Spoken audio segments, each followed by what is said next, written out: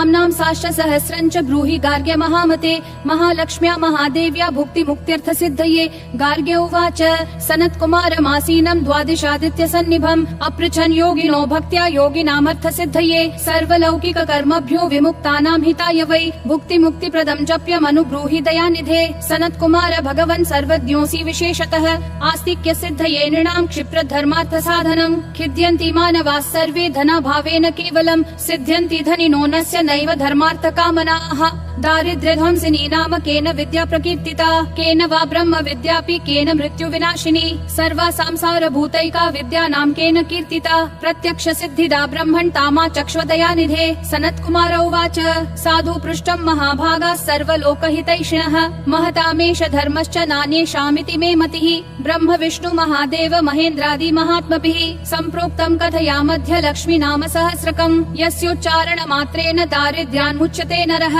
किं पुनस्तज्जपाज्जापि सर्वेष्टार्थानवाप्नुयात्। अस्य श्रीलक्ष्मी दिव्य सहस्रनाम स्तोत्र महामन्त्रस्य आनन्दकर्दम चिक्लितेन्दिरासुतादयो महात्मानो महर्षयः अनुष्टुप् छन्दः। विष्णुमाया शक्तिः महालक्ष्मी परदेवता श्री महालक्ष्मी प्रसाद द्वारा सर्वेष्टार्थ सिद्ध्यर्थे जपे विनियोगः।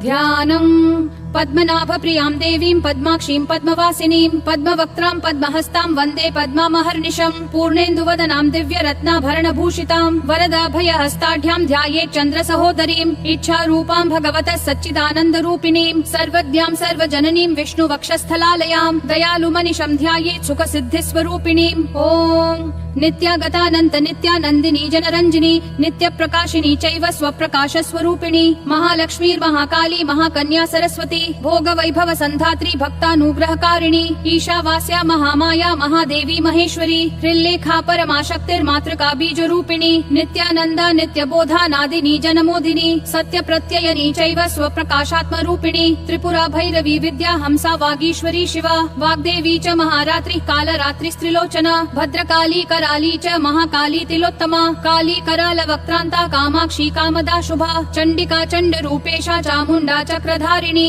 त्रैलोक्य जयिनी देवी त्रैलोक्य विजयोत्तमा सिद्धलक्ष्मी क्रिया लक्ष्मी मोक्ष लक्ष्मी प्रसादिनी उमा भगवती दुर्गा चांद्री दाक्षायणी शिवा प्रत्यंगिराधरा वेला लोकमाता हरिप्रिया पार्वती परमा देवी ब्रह्म विद्या प्रदायिनी अरूपा बहुरूपा च विरूपा विश्वरूपिणी पंचभूतात्मिका वाणी पंचभूतात्मिका परा काली मां पंचिका वाग्मी हवि प्रत्यधिदेवता देवमाता सुरेशाना देव गर्भाम्बिका धृतिः संख्या जाति क्रिया शक्तिर प्रकृतिर्मोहिनी मही यद्य विद्या महाविद्या गुह्य विद्या विभावरी ज्योतिष्मती महामाता सर्व मंत्र फलप्रदा दारिद्र्य ध्वंसिनी देवी हृदय ग्रंथि भेदिनी सहस्रादित्य संकाशा चंद्रिका चंद्र रूपिणी गायत्री सोम संभूति सावित्री प्रणवात्मिका शांकरी वैष्णवी ब्राह्मी सर्वदेव नमस्कृता सेव्य दुर्गा कुबेराक्षी करवीर निवासिनी जया च विजया चैव जयंती पराजिता कुब्जिका कालिका शास्त्री वीणा पुस्तकधारिणी सर्वज्ञ शक्ति श्री शक्तिर्ब्रह्म विष्णु शिवात्मिका इडा पिंगलिका मध्य मृणाली तंतु रूपिणी यद्येशानी प्रथा दीक्षा दक्षिणा सर्वमोहिनी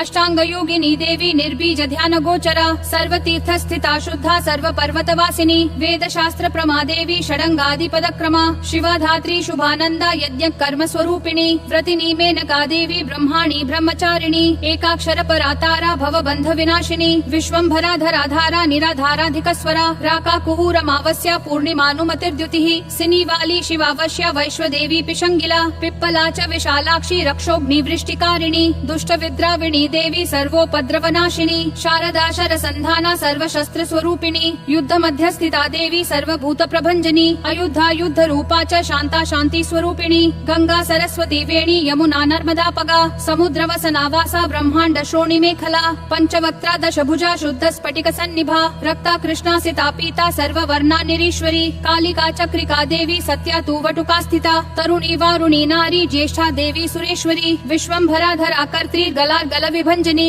संध्या रात्रि दिवा ज्योत्स्ना काला काष्ठा निमेशिका पूर्वी कात्यायनी शुभ्रा संसारार्णवतारिणी कपिला कीलिका शोका मल्लिका नव मल्लिका देविका नंदिका शांता भंजिका भय भंजिका कौशिकी वैदिकी देवी सौरी रूपाधिकातिभा दिग्वस्त्रा नव वस्त्रा च कन्यका कमलोद्भवा श्री सौम्य लक्षणातीत दुर्गा सूत्र प्रबोधिका श्रद्धा मेधा कृति प्रज्ञा धारणा कांतिरेव च श्रुति स्मृतिर्धृतिर्धन्या भूतिरिष्टिर्मनीषिणी विरक्तिर्व्यापिनी माया सर्वमाया प्रभञ्जनी माहेन्द्री मंत्रिणी सिंही चेन्द्रजाल स्वरूपिणी अवस्थात्रय निर्मुक्ता गुणत्रय विवर्जिता ईशणात्रय निर्मुक्ता सर्वरोग विवर्जिता योगी ध्यानान्त गम्या च योग ध्यान परायणा त्रयी शिखा विशेषज्ञा वेदांत ज्ञान रूपिणी भारती कमला भाषा पद्मा पद्मवती कृतिः गौतमी गोमती गौरी ईशानाहं सवाहनी नारायणी प्रभाधारा जाह्नवी शंकरात्मजा चित्रघंटा सुनंदा श्रीर्मानवी मनुसंभवा स्तंभिनी क्षोभिनी मारी ब्राह्मिणी शत्रुमारिणी मोहिनी द्वेषिणी वीरा अघोरा रुद्र रूपिणी रुद्रैकादशिनी पुण्या कल्याणी लाभकारिणी देव दुर्गा महादुर्गा स्वप्न दुर्गाष्ट भैरवी सूर्य चंद्राग्नि रूपा च ग्रह नक्षत्र रूपिणी बिंदुनाद कलातीता बिंदुनाद कलात्मिका दशवायु जयाकारा कला षोडश संयुता काश्यपी कमला देवी नाद चक्र निवासिनी मृडाधारा स्थिरा गुह्या देविका चक्र रूपिणी अविद्या शार्वरी भुंजा जंभासुर निबर्हिणी श्रीकाया श्रीकला शुभ्रा कर्म निर्मूलकारिणी आदि लक्ष्मीर्गुणाधारा पंच ब्रह्मात्मिका परा श्रुतिर्ब्रह्म मुखावासा सर्व संपत्ति रूपिणी मृत संजीविनी मैत्री कामिनी कामवर्जिता निर्वाण मार्गदा देवी हंसिनी काशिका क्षमा सपर्या गुणिनी भिन्ना निर्गुणा खंडिता शुभा स्वामिनी वेदिनी शक्या शांबरी चक्रधारिणी दंडिनी मुंडिनी व्याघ्री शिखिनी सोम संहतिः चिंतामनिश्चिदानंदा पंचबाणाग्रबोधिनी बाणश्रेणी सहस्राक्षी सहस्रभुज पादुका संध्यावलिस्त्रि संध्याख्या ब्रह्मांड मणिभूषणा वासवी वारुणी सेना कुलिका मंत्र रंजनी जित प्राण स्वरूपा च कांता काम्य वरप्रदा मंत्र ब्राह्मण विद्यार्था नाद रूपा हविष्मति आथर्वणी श्रुति शून्या कल्पना वर्जिता सती सत्ता जाति प्रमामेया प्रमिति प्राणदा गतिः अवर्णा पंचवर्णा च सर्वदा भुवनेश्वरी त्रैलोक्य मोहिनी विद्या सर्वभर्त्री क्षराक्षरा हिरण्यवर्णा हरिणी सर्वोपद्रवनाशिनी कैवल्य पदवी रेखा सूर्य मंडल संस्थिता सोम मंडल मध्यस्था वह्नि मंडल संस्थिता वायु मंडल मध्यस्था व्योम मंडल संस्थिता चक्रिका चक्र मध्यस्था चक्र मार्ग प्रवर्तिनी कोकिला कुल चक्रेशा पक्षति पंक्ति पावनी सर्व सिद्धांत मार्गस्था षड्वर्णावर वर्जिता शररुद्र हराहंत्री सर्व संहारकारिणी पुरुषा पौरुषी तुष्टि सर्वतंत्र प्रसूतिका अर्धनारीश्वरी देवी सर्व विद्या प्रदायिनी भार्गवी यजुषी विद्या सर्वोपनिषदा स्थिता व्योमकेशाखिल प्राणा पंचकोश विलक्षणा पंचकोशात्मिका प्रत्यक पंच ब्रह्मात्मिका शिवा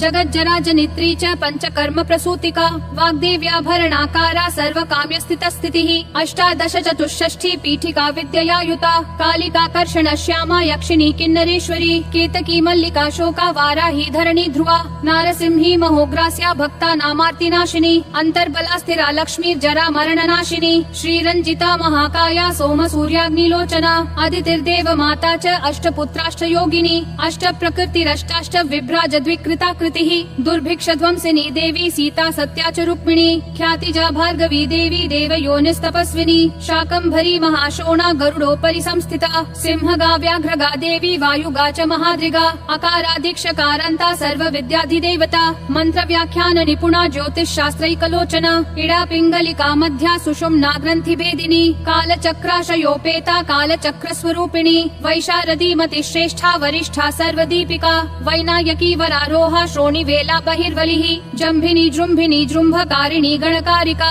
शरणी चक्रिकानंता सर्व व्याधि चिकित्सकी देवकी देव संकाशा वरिधि करुणाकरा शर्वरी सर्व संपन्ना सर्व पाप प्रभंजनी एकमात्रा द्विमात्रा च त्रिमात्रा च तथा परा अर्धमात्रा परा सूक्ष्मा सूक्ष्मार्थार्थ परा परा एक वीरा विशेषाख्या षष्ठी देवी मनस्विनी नैष्कर्म्या निष्कला लोका ज्ञान कर्माधिका गुणा सबंध्वानंद संदोहा व्योमाकारा निरूपिता गद्य पद्यात्मिका वाणी सर्वलंकार संयुता साधु बंध पदन्यासा सर्वोको घटिकावलिः षट्कर्मा कर्कशाकारा सर्व कर्म विवर्जिता आदित्य वर्णा चापर्णा कामिनी वर रूपिणी ब्रह्माणी ब्रह्म संताना वेद वागीश्वरी शिवा पुराण न्याय मीमांसा धर्म शास्त्रागम श्रुता सद्यो वेदवती सर्वा हंसी विद्याधिदेवता विश्वेश्वरी जगद्धात्री विश्व निर्माणकारिणी वैदिकी वेद रूपा च कालिका काल रूपिणी नारायणी महादेवी सर्व तत्व प्रवर्तिनी हिरण्यवर्ण रूपा च हिरण्यपद संभवा कैवल्य पदवी पुण्या कैवल्य ज्ञान लक्षिता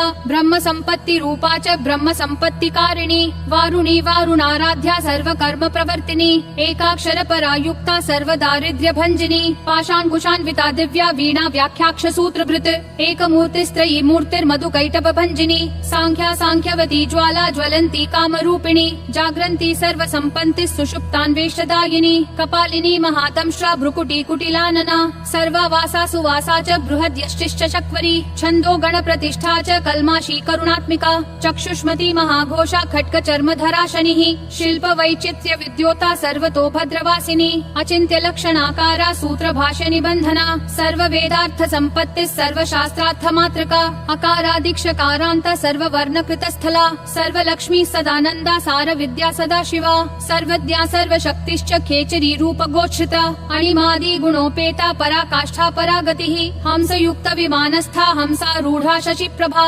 भवानी वासना शक्तिराकृतिस्थाखिलाखिला तन्त्र हेतुर्विचित्राङ्गी व्योम गंगा विनोदिनी वर्षा च वार्षिका चैव रुग्यजुस्सामरूपिणी महानदी नदी पुण्या गुण्य पुण्या गुणक्रिया समाधिगत लभ्यार्था श्रोतव्या स्वप्रिया घृणा नामाक्षर परा देवी उपसर्ग नखाञ्चिता निपातोरुद्वयी जङ्घा मातृका मन्त्ररूपिणी आसीना च शयाना च तिष्ठन्ती धावनाधिका लक्ष्य लक्षण योगाढ्या ताद्रूप्य गणनाकृतिः सैकरूपा नैकरूपा सेन्दुरूपा तदाकृतिः समासत्तदिताकारा विभक्ति वचनात्मिका स्वाहाकारा स्वधाकारा श्रीपत्यर्धाङ्गनन्दिनी गम्भीरा गहना गुह्या योनिलिङ्गार्धधारिणी शेषवासुगी संसेव्या चशाला वरवर्णिनी कारुण्याकार सम्पत्तिः कील कृन्मन्त्र कीलिका शक्ति बीजात्मिका सर्वमन्त्रेष्टाक्षय कामना आग्नेयी पार्थिवा आप्या वायव्या व्योमकेतना सत्यज्ञानात्मिकानन्दा ब्राह्मी ब्रह्म सनातनी अविद्या वासना माया प्रकृतिः सर्वमोहिनी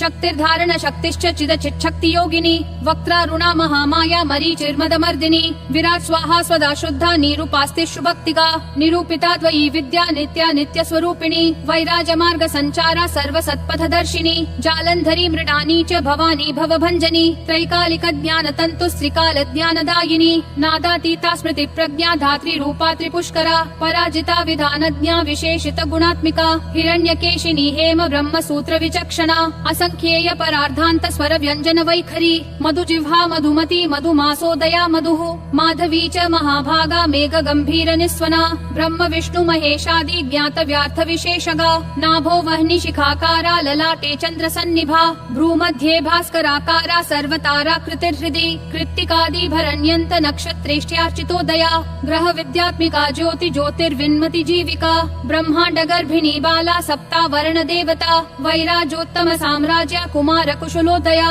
बगला भ्रमराम्बा च शिवदूती शिवात्मिका मेरु विन्ध्यादि संस्थाना काश्मीर पुरवासिनी योग निद्रा महानिद्रा विनिद्रा राक्षसाश्रिता सुवर्णदा महागंगा पंचाख्या पंच संहतिः सुप्रजाता सुवीरा च सुपोषा सुपतिः शिवा सुगृहा रक्त बीजान्ता हत कंदर्प जीविका समुद्र व्योम मध्यस्था समबिन्दु समाश्रया सौभाग्य रस जीवातु सारा सार विवेक दृक् त्रिवल्यादि सुपुष्टांगा भारती भारताश्रिता नाद ब्रह्ममयी विद्या ज्ञान ब्रह्ममयी परा ब्रह्मनाडी निरुक्तिश्च ब्रह्म कैवल्य साधनम् कालिकेय महोदार वीर्य विक्रम रूपिणी वडबाग्नि शिखा वक्त्रा महाकबल तर्पणा महाभूता महादर्पा महासारा महाक्रतुः पंचभूत महाग्रासा पंचभूताधिदेवता सर्व प्रमाणा सम्पत्तिः सर्व रोग प्रतिक्रिया ब्रह्माण्डान्तर्बहिर्व्याप्ता विष्णु वक्षो विभूषणी शाङ्करी विधि वक्त्रस्था प्रवरावर हेतुकी हेममाला शिखामाला त्रिशिखा पंचमोचना सर्वागम सदाचार मर्यादा यातु भञ्जनी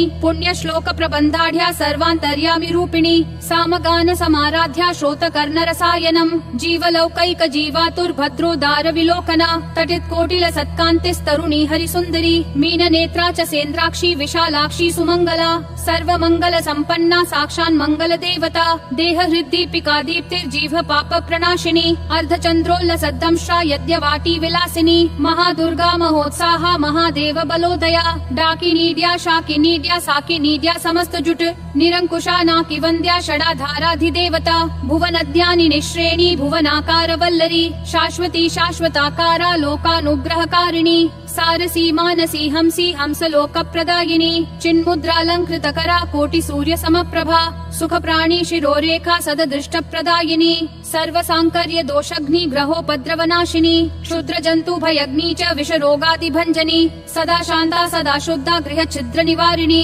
कलिदोष प्रशमनी कोलाहल पुरस्थिता गौरी लाक्षणिकी मुख्या जघन्याकृति वर्जिता माया विद्या मूलभूता वासवी विष्णु चेतना वादिनी वसुरूपा च वसुरत्न परिच्छदा छान्दसी चन्द्र हृदया मंत्र स्वच्छन्द भैरवी वनमाला वै जयन्ती पंच दिव्यायुधात्मिका पीताम्बरमयी चञ्चत् कौस्तुभा हरिकामिनी नित्या तथ्या रमा रामा रमणी मृत्युभञ्जनी ज्येष्ठा काष्ठा धनिष्ठान्था शराङ्गी निर्गुण प्रिया मैत्रेया मित्रविन्दा च शेष कलाशया वाराणसी वासरताचार्या वर्तजनस्तुता जगदुत्पत्ति संस्थान संहार त्रय कारणम् त्वमम्ब विष्णु सर्वस्वं नमस्तेस्तु महेश्वरी नमस्ते सर्वलोकानां जनन्यै पुण्यमूर्तये सिद्धलक्ष्मीर्महाकाली महालक्ष्मी नमोस्तुते सद्यो जातादि पञ्चाग्नि रूपा पंचक पंचकम् यन्त्रलक्ष्मीर्भवत्यादि राध्याद्येते नमो नमः सृष्ट्यादि कारणाकार वितते दोषवर्जिते जगल्लक्ष्मीर्जगन्मातर्विष्णु पत्नी नमोस्तुते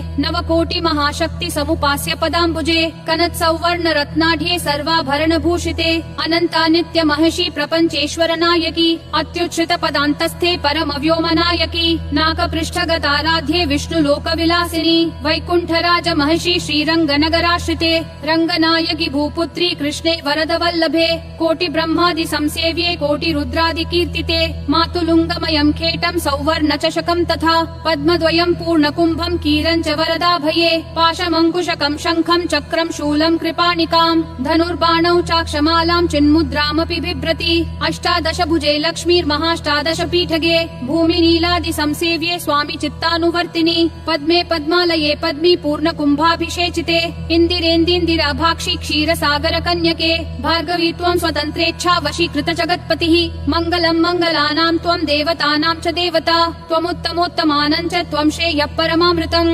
धनधान्याभिवृद्धिश्च सार्वभौम सुखोच्छ्रया आन्दोलिकादि सौभाग्यं मत्ते भाति महोदयः पुत्र पौत्राभिवृद्धिश्च विद्या भोग बलादिकम् आयुरारोग्य सम्पत्तिरष्टैश्वर्यं त्वमेव हि पदमेव विभूतिश्च सूक्ष्मा सूक्ष्मतरा गतिः सदयापाङ्ग सन्दत्त ब्रह्मेन्द्रादिपदस्थितिः अव्याहत महाभाग्यं त्वमेवाक्षोभ्य विक्रमः समन्वयश्च वेदानाम् अविरोधस्त्वमेव हि निःश्रेयस पद प्राप्ति साधनं फलमेव च श्रीमन्त्र राजराज्ञी च श्रीविद्याक्षेमकारिणी श्रीबीज जप सन्तुष्टा ऐं ह्रीं श्रीं बीजपालिका प्रपत्ति मार्ग सुलभा विष्णु प्रथम किङ्करी क्लीङ्कारार्थ सवित्री च सौमङ्गल्याधिदेवता श्री षोडशाक्षरी विद्या श्रीयन्त्र पुरवासिनी सर्वमङ्गल माङ्गल्ये शिवे सर्वार्थ साधिके शरण्ये त्र्यम्बके देवी नारायणी नमोस्तुते पुनः पुनर्नमस्तेस्तु साष्टाङ्गमयुतं पुनः सनत्कुमार उवाच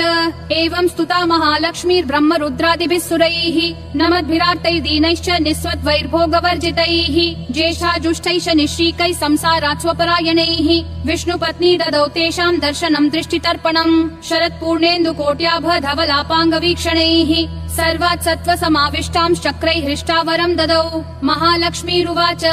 नाम्नां साष्टसहस्रं मे प्रमादाद्वापि यः सकृत् कीर्तयेतत्कुले सत्यं वसाम्याचन्द्रतारकम् किं पुनर्नियमाज्जप्तुर्मदेकशरणस्य च मातृवत्सानुकम्पाहं पोषकी स्यामहर्निशम् मन्नामस्तवतां लोके दुर्लभं नास्ति चिन्तितम् मत्प्रसादेन सर्वेऽपि स्वस्वेष्टार्थमवाप्स्यथ लुप्त वैष्णव धर्मस्य मद्व्रतेष्वव कीर्तिनः भक्ति प्रपत्तिहीनस्य वन्द्यो नाम्नां जरापि मे तस्मादवश्यं तैर्दोषैर्विहीनः पापवर्जितः जपेत् साष्टसहस्रं मे नाम्नां प्रत्यहमादरात् साक्षात् लक्ष्मी पुत्रोऽपि दुर्भाग्योऽप्यलसोऽपि वा अप्रयन्तोऽपि मूढोऽपि विकलपतितोऽपि च अवशात् प्राप्नुयात् भाग्यं मत्प्रसादेन केवलम् स्पृहेयमचिराद्देवाः वरदानाय जापिनः ददामि सर्वमिष्टार्थं लक्ष्मीति स्मरतां ध्रुवम् सनत्कुमार उवाच इत्युक्त्वान्तर्दधे लक्ष्मीर्वैष्णवी भगवत्कला इष्टापूर्तं च सुकृतं भागधेयं च चिन्तितम् स्वं स्वं स्थानं च भोगं च विजयं लभिरे सुराः तदेतत् प्रवदां यस्य लक्ष्मी नाम सहस्रकम् योगिनः पठत क्षिप्रं चिन्तितार्थानवाप्स्यथ गार्ग्य उवाच सनत्कुमारो योगीन्द्र इत्युक्त्वा स दयानिधिः अनुगुह्य ययो क्षिप्रं ताश्वं 12 योगिनः तस्मादेतदहस्रं च गोप्यं जप्यं प्रयत्नतः अष्टम्यां च चतुर्दश्यां नवम्यां भृगुवासरे पौर्णमास्याममायां च पर्वकाले विशेषतः जपेद्वा नित्यकार्येषु सर्वान् कामान् अवाप्नुयात् इति श्रीस्कन्दपुराणे सनत्कुमारसंहितायां लक्ष्मीसहस्रनामस्तोत्रम् सम्पूर्णम्।